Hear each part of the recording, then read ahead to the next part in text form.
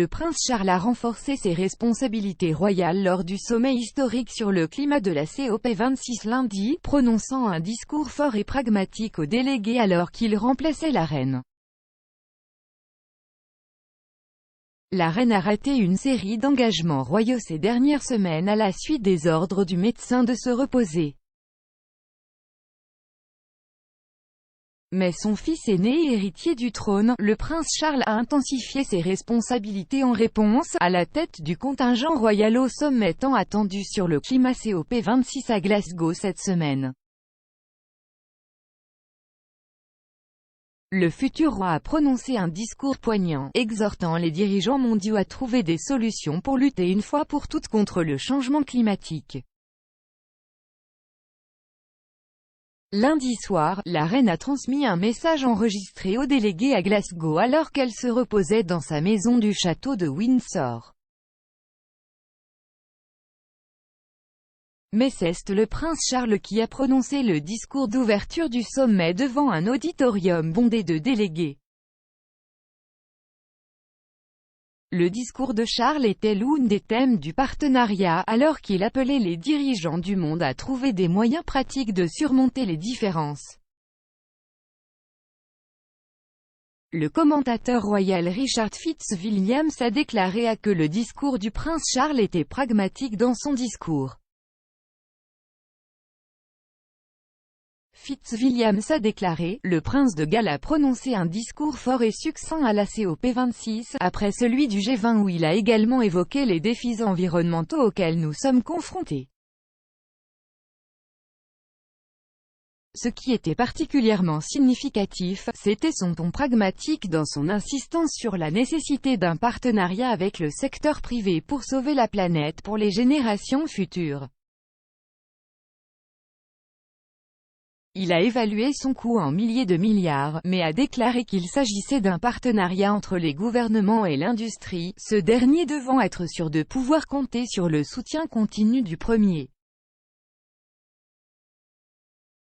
Il a dans le passé appelé à un plan de type Marshall pour la nature, les peuples et la planète.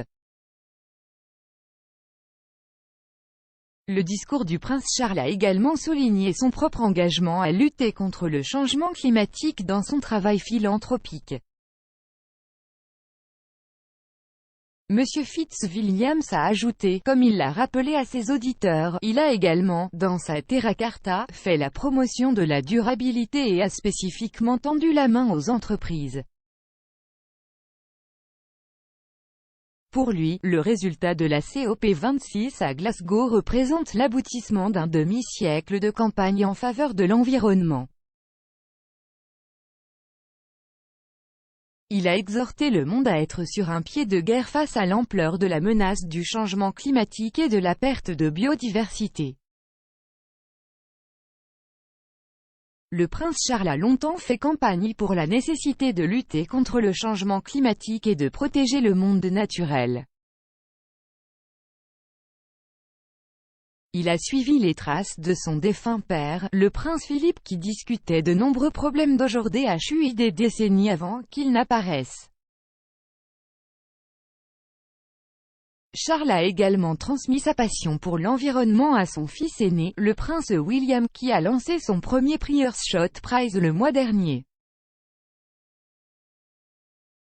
Le Prix Earthshot permet à la Royal Foundation d'attribuer 5 subventions d'1 million de livres sterling à des personnes aidant à lutter contre la crise climatique. Le récent voyage de Charles à Glasgow pour la COP26 est l'un des nombreux engagements royaux qu'il a remplis ces dernières semaines, y compris un voyage à Rome pour le sommet du G20 la semaine dernière. Et la reine pourrait dépendre davantage de Charles au cours des prochaines semaines, car elle a reçu l'ordre de se reposer pendant au moins les 15 prochaines semaines. Une déclaration du palais de Buckingham a expliqué que la reine manquera le festival du souvenir le 13 novembre. Mais le palais a ajouté que la ferme intention de la reine restait d'être présente pour le service national du souvenir le 14 novembre.